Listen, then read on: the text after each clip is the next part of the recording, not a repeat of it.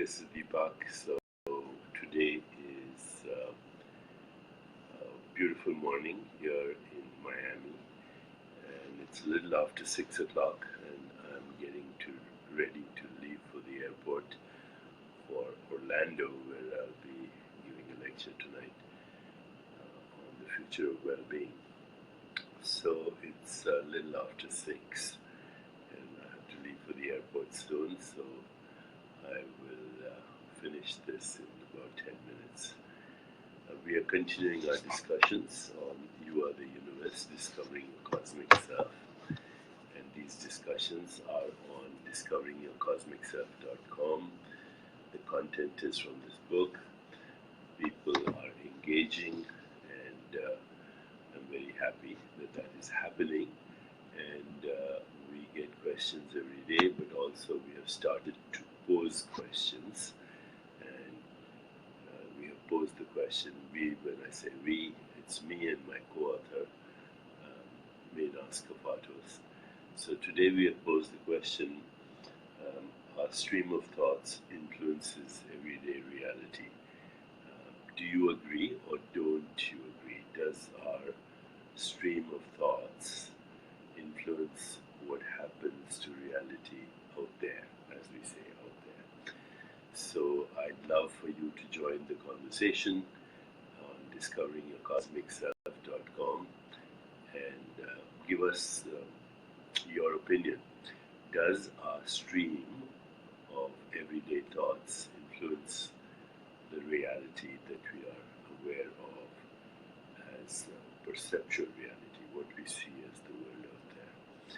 And you can go to Discovering Your Cosmic Self and give your insights, and we can share our insights with each other so we can learn from each other. From your everyday experience, does your stream of thoughts influence what we call external reality? Okay. Now, today's question is by Mary Gesh, Mary A. Gesh. I hope I'm pronouncing your name correctly. Mary A. Gesh, Goetsch.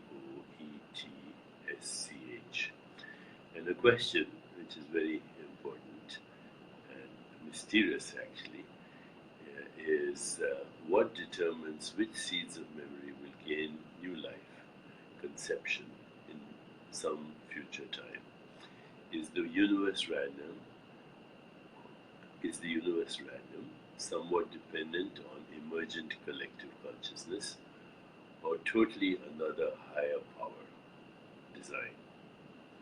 I'm limiting this to 3 choices for sake of simplicity. So, I'll repeat her question. What determines which seeds of memory will gain new life or conception in some future time? Is the universe random, somewhat dependent upon emergent collective consciousness, or totally another higher power design?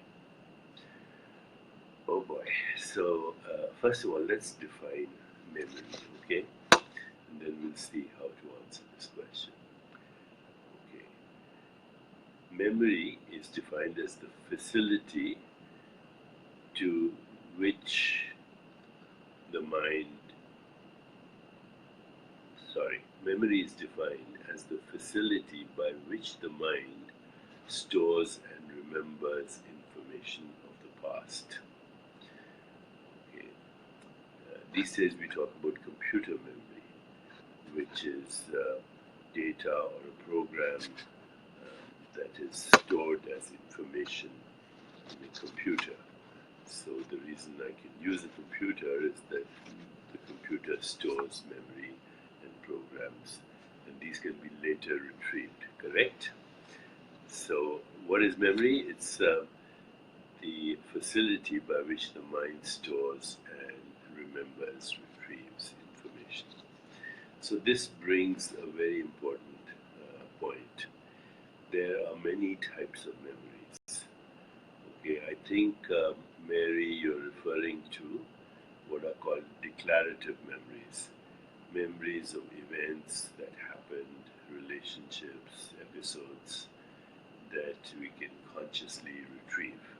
So if I asked you, do you remember certain incidents from your childhood, spontaneously those would come, and you would let me know what those memories are. Now that's a great mystery because when you had your 14th birthday or 12th birthday, and something important happened emotionally on that day, maybe there was some tragedy, then that memory would surface more easily than a memory of last Tuesday if there was nothing special on last Tuesday. So declarative memories are usually interesting episodes or emotionally charged experiences. People my age, which is biologically still quite young, but remember the day that John Kennedy was shot. Remember the day when Martin Luther King was assassinated. My parents very clearly remembered the day that Mahatma Gandhi was killed. Okay, so these are emotional memories that can be consciously retrieved, and they are usually linked to intense emotions, good or happy emotions or tragic emotions. Also, if you consciously make the intention to remember something, like when you're putting your keys in a place and you're watching yourself putting your keys in that location, then you will remember that declarative memory. But then there are what are called procedural memories. You learned a language um, when you were very little. In fact, if you're less than 7 years old, you can learn multiple languages automatically without consciously having to pay attention to rules of grammar. Okay, so rules of grammar do not um, count when you're younger than 7. You don't have to learn syntax or punctuation or any of the rules of grammar. You don't need to know what a verb is or a noun is. You just automatically remember and learn many languages, many languages. And that's a great mystery too. That's called procedural memory. Or you learn to ride a bike, or you learn to skate, or you learn to play the piano or the guitar, or you learn a language, as I said, and it's all done automatically, and especially when you're young, and then you remember it. So I remembered how to ice skate recently when I had the opportunity to skate, and I hadn't skated for 40, 50 years. So where was that memory? Actually, more than 50 years. Where was that memory? And yet, it was there. Or riding a bike. I learned to ride a bike when I was a kid, and then didn't ride a bike for many years. Now can ride the bike. So where is that memory, which is not even conscious now in my conscious mind? Because I don't remember when I learned to speak English or Hindi or Urdu, and yet I speak it. I don't remember when I learned how to walk, but I can walk, obviously. And these days, of course, you can take a video of a baby learning how to walk and then maybe show him or her the video 20 years later, and they'll still be amazed because they don't remember when they learned to walk. Okay, so there are declarative memories, there are procedural memories, and then there are memories that your cells have. How does a stomach cell constantly remember how to make hydrochloric acid, or an immune cell constantly remember how to make an antibody, or how does a heart cell remember how to pump blood, or how does the brain remember to control the autonomic nervous system. So these memories are actually also unconscious memories because along the scale of evolution, we did learn these abilities, perhaps even as a procedure for survival. So our cells have the memories of evolution. Our genetic makeup is such that it has the memory of evolution, the reptilian memory for survival and safety and reproduction, the mammalian limbic memory for emotional experiences of the past, and then, of course, the cortical memory of having consciously um, remembered declarative memories and also procedural memories. Okay, so as we see this, from genetic memory to memory of the autonomic nervous system to memory of the central nervous system, cellular memory, then memory becomes mysterious. Where is memory located? And the answer seems to be that it can't be found. What can be found is the neural correlates of memory. That's part of the hard problem of consciousness. So the memory can't be found, and memory therefore must be stored non-locally. And if you understand non-locality, that means that memory is ultimately cosmic. It exists at all times, everywhere, and then localizes itself and retrieves itself in order to express itself as a biological organism. In fact, the biological organism is nothing but the recycling of memory. So,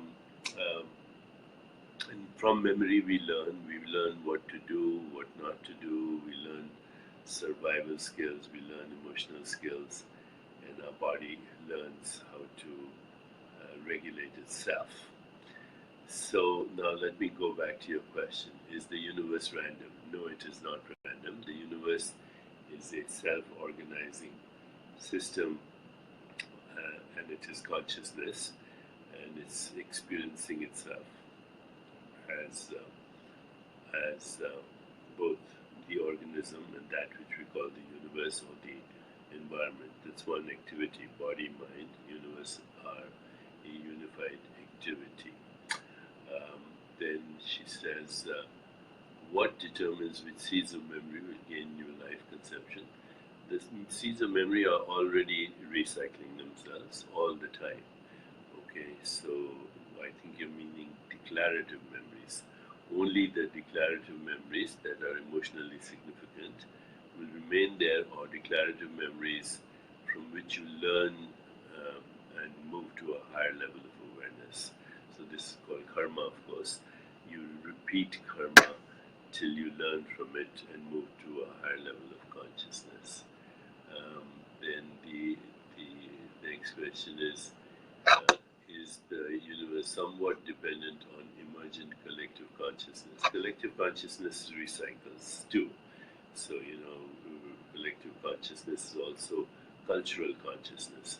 So history repeats itself. So that is also to learn the lesson. And then we do rituals, where history repeats itself. So like, when you have a bar mitzvah, or, you do Passover, or you do these Christian remembrances of the crucifixion of Christ.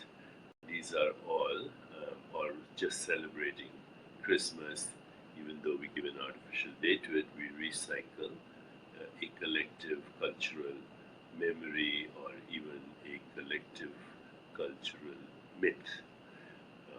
Our cells encode ancestral memories.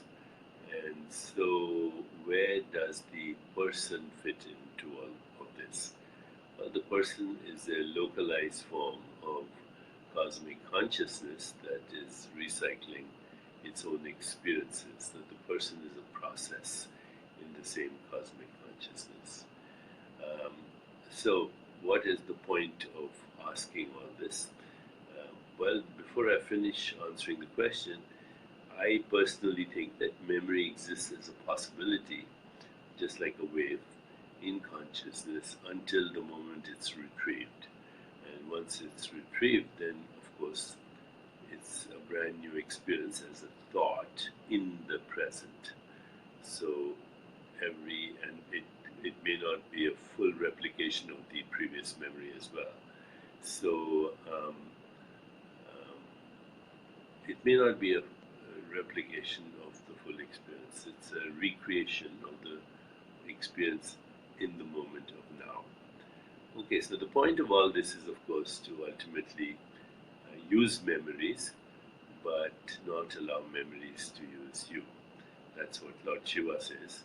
I use memories, but I do not allow memories to use me. This is also called freedom from karma. If you allow memories to use you, then you are a victim. And if you use memories, then you are a creator, because you use the memories to create something new context, new meanings, new relationships, and ultimately to be totally free of karma. Okay, so that's my answer. Now I'm seeing a lot of questions. I have to get ready to go to the airport. But let's use our new website, discoveringyourcosmicself.com, to exchange our ideas about these topics. And of course, the book is You Are the Universe, Discovering Your Cosmic Self and Why It Matters. Today we have discussed the mystery of memory and karma, and I would be very glad if you would share your thoughts and your insights on discoveringyourcosmicself.com. Thank you and have a wonderful day.